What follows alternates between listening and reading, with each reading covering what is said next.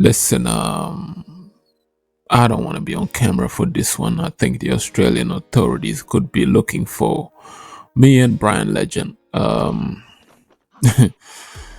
Just like the video and subscribe and work with me. Now, Bryan Legend, as you heard, we're gonna talk some Zen crypto today, and the importance of being Zen. So Bryan, as many of you might have heard, have deleted his Twitter, his Discord, the Safu Discord, everything. He wiped his face off the internet and completely disappeared.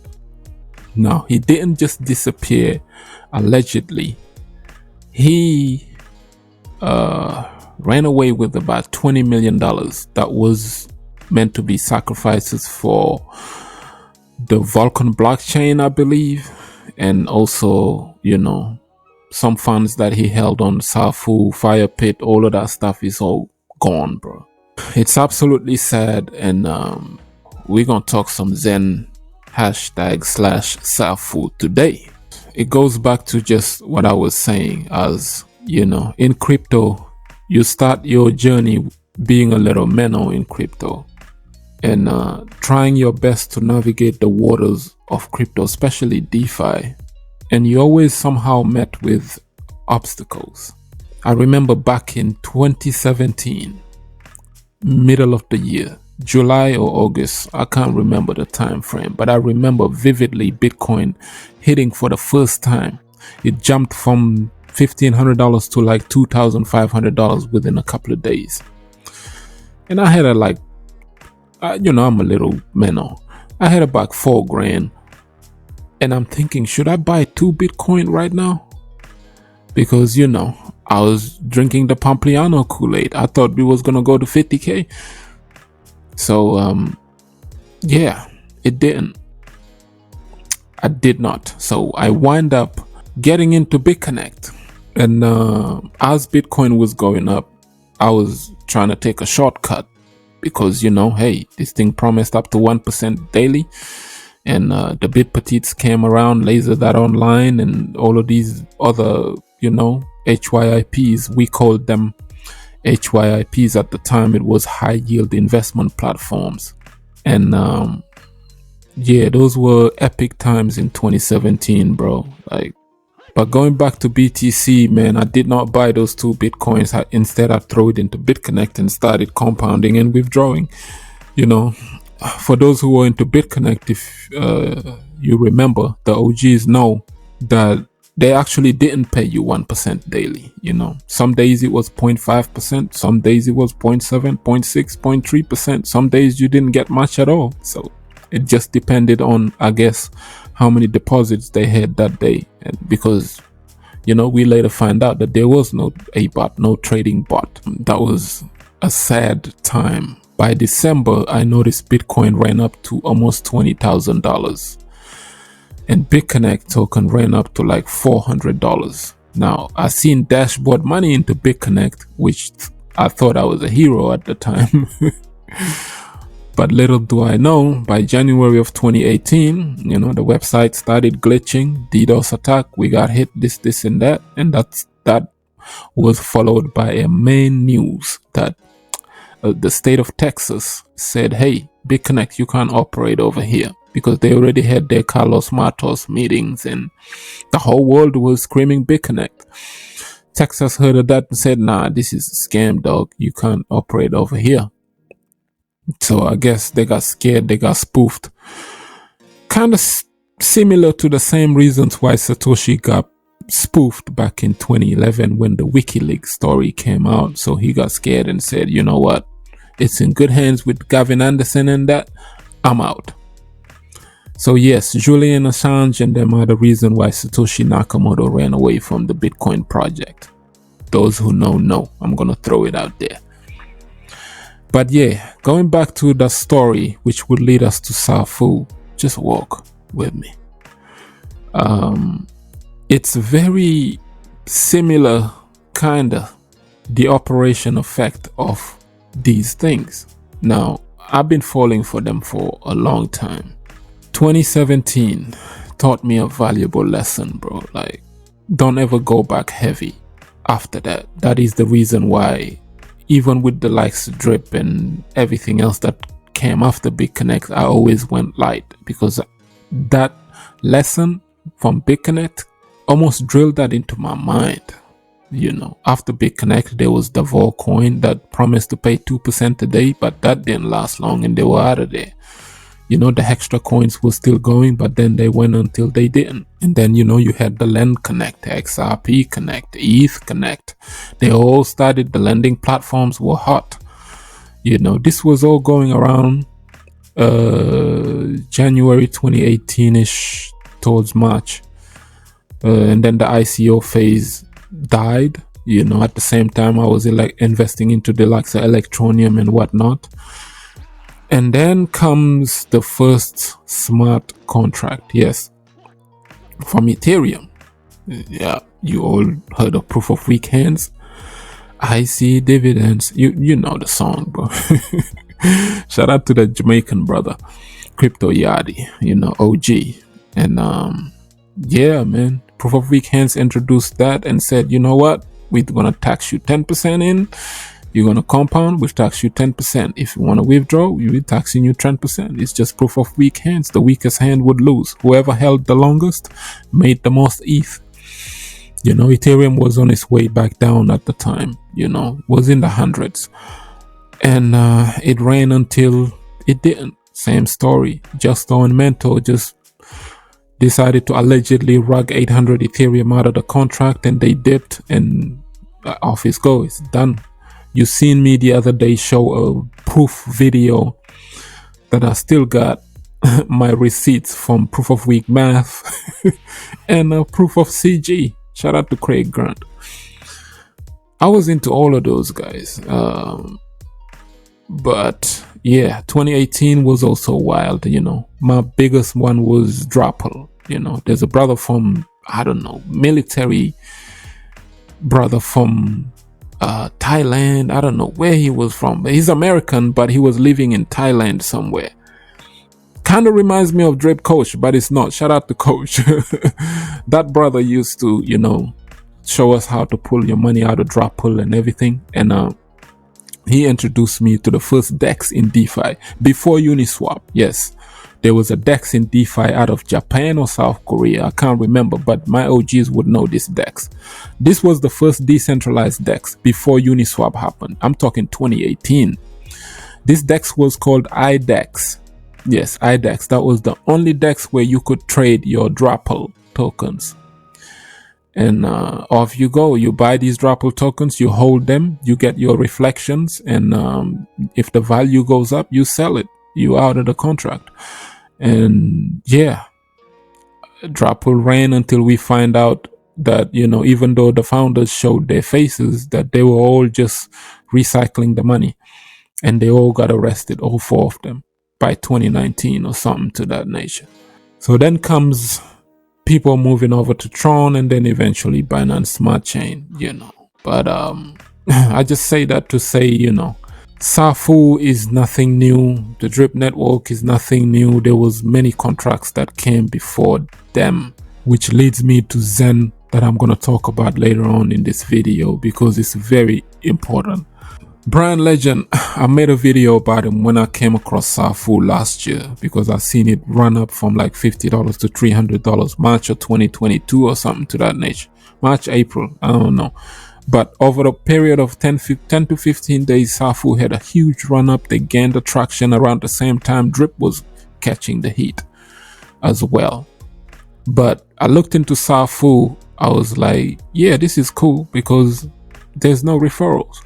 Because of my BitConnect experience and all the other platforms that I was involved with, I hated referrals because I thought, in my opinion, to this day, that they are the quickest way to kill contracts like this because of the 10% heavy referral, where whoever refers the most, the top line is, you know, always wins, and their downlines don't. It's the Charles Ponzi effect. Read it. And if you look at BitConnect, it also took from the books of the lady that started OneCoin. That was way back in 2014.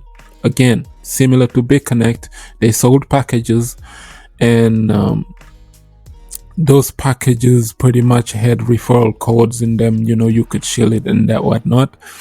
They were calling themselves OneCoin, but in actual reality, OneCoin had nothing to do with crypto. They were just a website. They were saying OneCoin was better than BitConnect, but okay, dashboard money. The lady Ruja, around 2017, once the authorities got close, she did the same thing Bryan Legend did yesterday. Shut down shop, deleted all social media platform, left the thing with her brother, let the contract keep running, but she took off with a couple of billies. Now, for the last 6-7 years, we thought she passed away because there was no sign of life from her. She took $1 billion and took off, or a couple of billies, whatever. And ironically, a couple of months ago, news came out that her wallets or something like that started to move, which means she still had fun in the OneCoin ecosystem or something, which shows that if she's the only one that has these keys, why are her wallets mysteriously moving? Maybe someone got hold of her keys, maybe some bad actors got held of her and they tortured her to give them the keys, or whatever happened. It just showed that maybe there's a sign of life there, that she's still alive. And you know, logic dictates that when you hear those things, you just assume that maybe she just faked her death and to avoid the authorities and gapped it. Kind of like those 4 billionaires that disappeared in a submarine last month, I think. Yeah. People made a huge story about that. Everybody was talking about it. Man, who was dumb enough to jump on a ship, you know, on a submarine to go and see the Titanic? I'm like, yo, you guys are missing the point here. I don't think those 4 billionaires disappeared in a submarine, but if you looked into them, every single one of them had tax issues in the United States of America. Biden's tax is too high. What is the best way for a millionaire to hide his money? Disappear. They could be living in the Bahamas or Jamaica somewhere and just dump that submarine and leave. I just have a hard time to believe that 4 billionaires happen to disappear out in a submarine in the middle of the ocean. Why would they need to see a Titanic for? What? It's fascinating to go down deep at the bottom of the ocean? Nah. Yeah, they're telling you a lie. Tell a lie. Tell a vision. They're telling you visually the program. You're being programmed. Shout out to Eddie Griffin. Now, this leads us to Safu and Nakamoto, you know. Last year, I made a video about Safu and I was like, yo, Bryan Legend. Because, you know, I seen a video of him, a CoffeeZilla going at him, saying, you know what, I've met the dumbest scammer ever, because Bryan was a little bit insecure about himself. You could tell, because anybody who made a FUD video against Safu, Bryan would just private message you on Twitter, hey, please don't talk about my platform, hey, I'm not this, I'm not that. And I think it felt like he was kind of wanting to hide his tracks. And sure enough, people coming up with clever DeFi, Certic Finance, and all these other things. You know, Bryan had been involved with many scams, many rug pulls before, so your reputation precedes you. That's why Nakamoto always preached that kind of stuff here. And I made a video and I said, Bryan Legend need to sit down with CoffeeZilla to clear all of this stuff if he doesn't have anything to hide. Now, some people came at me and all this other stuff. You know, long enough, Coffee dropped the video, and a day later, Bryan, I think, manipulated the Safu price where he pumped it so high. People like, yeah, see, Coffee is dumb. We not scared of CoffeeZilla. Everybody was calling me out. We not scared of no CoffeeZilla, right? My comment section was filled with people like that.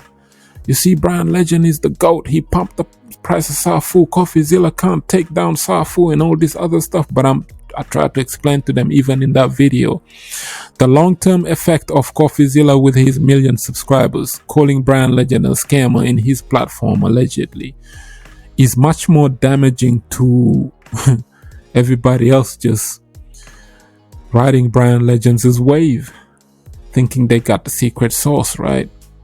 And rightfully so. We all investors in this game, bro. I always remind that to people. I'm not some guy in his own pedestal and stuff like that, but I'm also an investor. I also ape into stuff sometimes. I make money, sometimes I win, sometimes I lose. You watch my drip network videos, you watch my other videos. I'm in DeFi just like everybody else. And once that video dropped and I explained to the Safu community that I don't think this dude can handle, like the heat, he needs to sit down with coffee. And in that video, if you watch it, I made a suggestion that Bryan should look into a guy by the name of Richard Hart with Hex, right? Because I've watched Richard Hart over the years annihilate anybody who tried to debate him when it comes to code, crypto general knowledge in general. I said, Bryan Legend, you need to be more like Richard Hart of Hex. At the time, Bryan was just regular guy wearing regular shirt, insecure about himself. He was a bit shy and whatnot. Then a sudden change happened after that video, and I think he's seen it.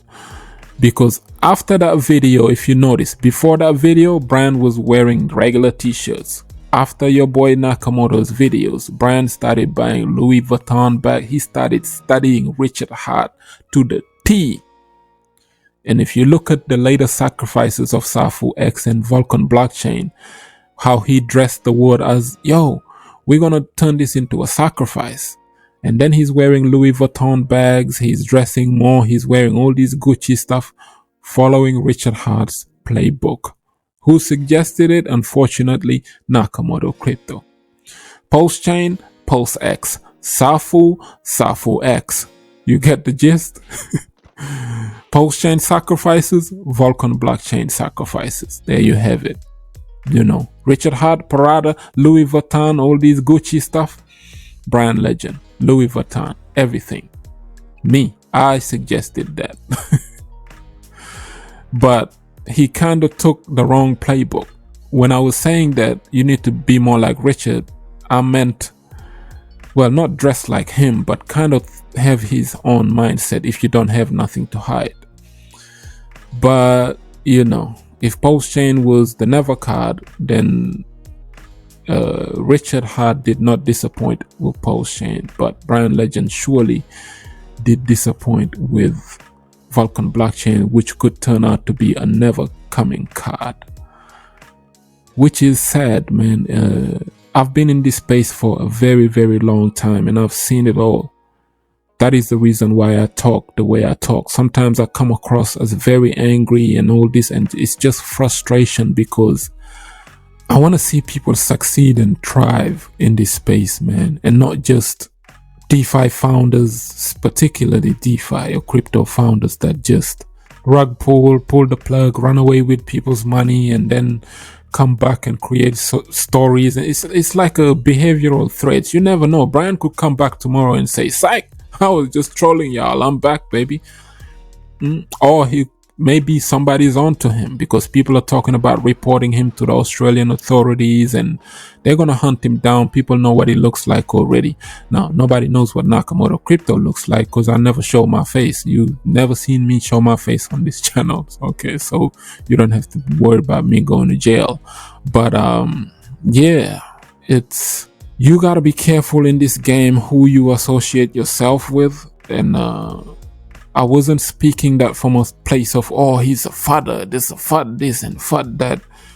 I always speak from the heart, man, genuine, pure, because I want goodness that come out of this space. There's some great contracts that could do good in this space. Shout out to Stagnation, contracts that are very complex to be written in terms of code, but I truly believe, contracts like that could have longevity where people can eat off of it for a very, very long time. All a DeFi finder has to do is to just keep the thing going long enough so that everybody else would make their money.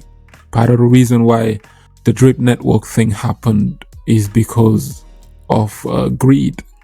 when we hit all-time high, you've seen people pull out $100,000 a day and bragging about it and all kinds of nefarious activities, not thinking about their downline and who's underneath them, you know.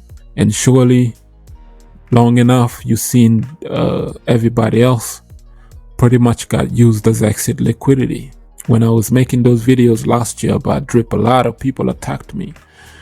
But again, I was speaking from a place of experience. Seen it way too many times. It doesn't repeat itself. It doesn't last. They have that one cycle. If you miss it, it's a wrap. Even with this DDD stuff, they may come back a tiny little bit, but there's so much liquid drip out there. Every Tom, Dick, and Harry can afford a Max wallet. So if everybody's sitting around with 5-6 different Max wallet, what do you think is going to happen to price action once we see a tiny little bit of green candle? You know, maybe there's game theory there, you know, but I do wish them luck, you know, especially the likes of Drip Coach, people who put time and effort over a year. I've watched them every day put out content, try to yield the same result as their peers that came before them into Drip did, but they couldn't, you know. You can feel Coach's pain, bro. Me, Nakamura, only lost 5K in that Drip stuff, but you know, I didn't even ROI, but I'm not sweating it. The reason why I'm not fighting Drip no more is because of the likes of Coach and, you know, the DGs, Drip Gardeners, and a lot of these other influencers that came, you know, that just try to make a living out of this and make money out of it. That's it. It's nobody's fault whether you a Drip father or you a Drip maxi, whatever. It's everybody else just try to eat off of this, bro. So yeah, but unfortunately the price action, which goes back to me saying token price matters. Price action does a lot. It creates sentiment. Part of the reason why Pepe pumped $100 million liquidity was injected in it crazy is because people don't want to put money into no DeFi contract. People want to buy meme. Pepe, look at it, 350,000 X in 1 month. Hex on ETH. It took Richard 2 years to do a 10,000 X. These people did 350,000 X in a span of a month and a half, 2 months or something like that. The Pepe people. Meme coin effect, baby. Waves, DeFi. Waves happen in DeFi. And it just goes back to say token price matters, bro. Because once people see chart go up, price go up, they buy. People don't buy when things are down, things are underwater. No one wants to buy anything. They buy when they see green candles and stuff. I never understood that, but unfortunately that's how crypto works. Because most crypto investors, poor plebs trying to come up. So yeah, being Xen and why I just parked the bus with Xen, yeah, it's simply that. It's because of what happened last year, especially in DeFi. We got rug pulled, scammed, we lost a lot of money. And I found Xen. I was like, yeah, hey man, first principle, fair crypto, and you don't know where that takes you. Maybe Xen could Pepe one day in a bull market, not now. Best believe that the next $7 trillion market money that comes into here, you know, that $7 trillion that waiting on the sideline for the SEC to approve this Bitcoin ETF thing. Yeah, I believe that is going to be the pivotal moment that could take us to $100,000 per BTC, and your altcoins would explode. That's why I'm looking into the likes of Xen and these other memes, because barrier of entry will be lowered, and people won't be coming in here to buy no $100,000 Bitcoin. People won't be coming in here to buy no $10,000, $15,000 Ethereum. They're not buying no $6 Cardano. People gonna look into what, Shiba Inu? Yeah, that's what I want. I want that one. What's Dogecoin at 6 cents? Yeah, give me that one too. I can get heaps of them. Yeah. What, Pepe? Yeah. Oh, Snake, Cardano Snake. Yeah, they're gonna give me that too. So there's a science and a philosophy behind these meme coins. Meaning, I made a video about it the other day. People love the easiest thing to get. And I think that's what Jack Levin is trying to get. Shout out to XENKnight, man. He tweeted something that's very, it hit me over the head. He said Jack could be working on a social media platform or something to that nature where people have to spend Xen or burn Xen or something like that. Or he's planning, you know, Jack, bro, he's trying to do all of these things to burn Xen. And I think he might succeed with it. People just, I'm being patient. That's what I'm trying to say. I'm being extra patient with Xen. I'm accumulating post-chain heavy. I don't got much PulseX, but I do have a lot of post-chain.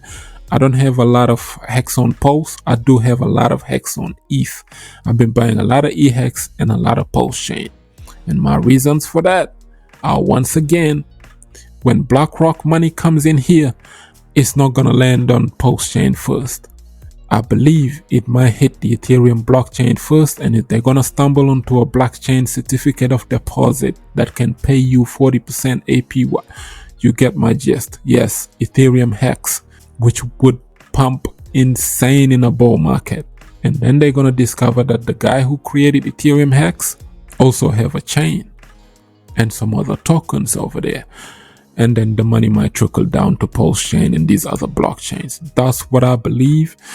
It's just my opinion. I don't have a crystal ball. I don't know what's going to happen in the bull market. I don't know if Xen going to hit 0.01 1 cent. I don't know. I don't know if Hex going to go to $3, $5.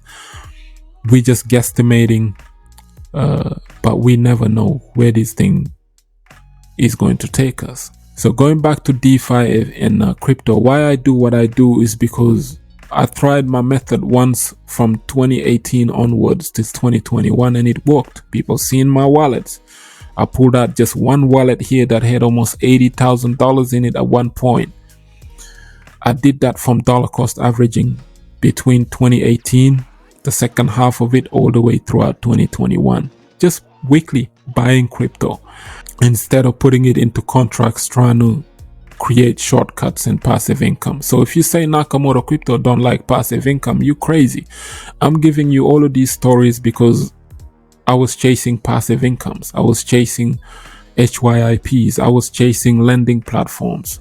I went from there to DeFi smart contracts on Ethereum and then Tron and then eventually now on Binance and whatnot. So I do like people making money passively. I just don't like how quickly the thing collapses because it's not well structured. If Drip was well structured, everybody would eat off of it.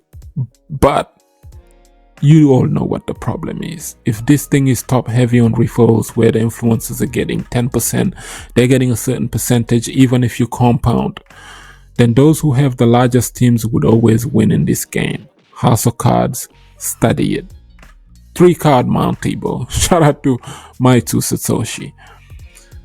But yeah, I come from a long line of those things. So the reason why I preach DCA in this channel is because I did it and it worked. You know, I went broke in 2018, had nothing, only a couple of $100 to my name, and I started rebuilding and putting money back into my wallet, just buying Bitcoin, you know. And then throughout 2019 I started buying altcoins heavy, you know, the likes of Cardano and whatnot. And Cardano took off. It went from 2 cents all the way up to $3, and off you go. I made my first 100k in crypto like that. Next bull cycle, I'm focusing more on altcoins like Hex, and you know, also again I got some ADA, but this time I got hbar as well, so I'm a little bit more diversified. But dollar cost averaging works. You just gotta put a few $100 or even $50 a week. You can put as little as $25 a week, but just don't gamble it away trying to chase shortcuts like dumb Nakamoto did. You're just gonna lose. Everybody that did DeFi last year are still chasing these ROI dApps that are not beneficial to anybody but some YouTubers, you know, and their founders.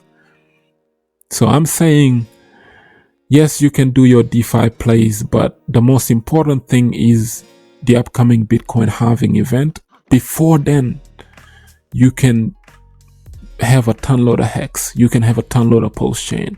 Why not give those tokens a chance as well? Why not focus on DCAing into those? Yeah, you're not making 1% a day. You're just putting your money in a token waiting for it to moon. But I've seen it work in 2021 where people change their lives with it. I'm in a better position now compared to 4-5 years ago because of dollar cost averaging. So that's why a lot of people won't like my channel, because they like passive income. If you make money already, yeah, passive income could be your route. You can go and gamble away.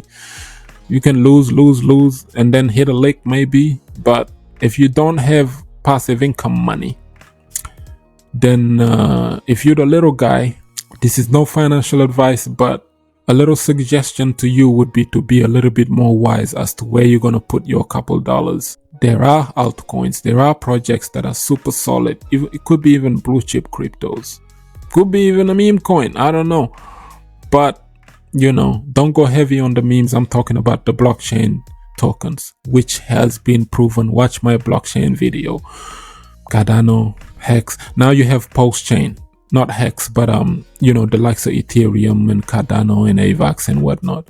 Now you have post-chain, which is a brand new blockchain, which can pump heavy, and it is known to historically do that. You can now buy post-chain from Change Now. You just swap it. You don't even need to bridge Ethereum anymore. So for those people who are crying about a slow bridge, you don't got to bridge Jack now. You can bring money into the post-chain ecosystem using a swap exchange that will instantly swap your tokens within 5 minutes, guys. Shout out to Richard Hart.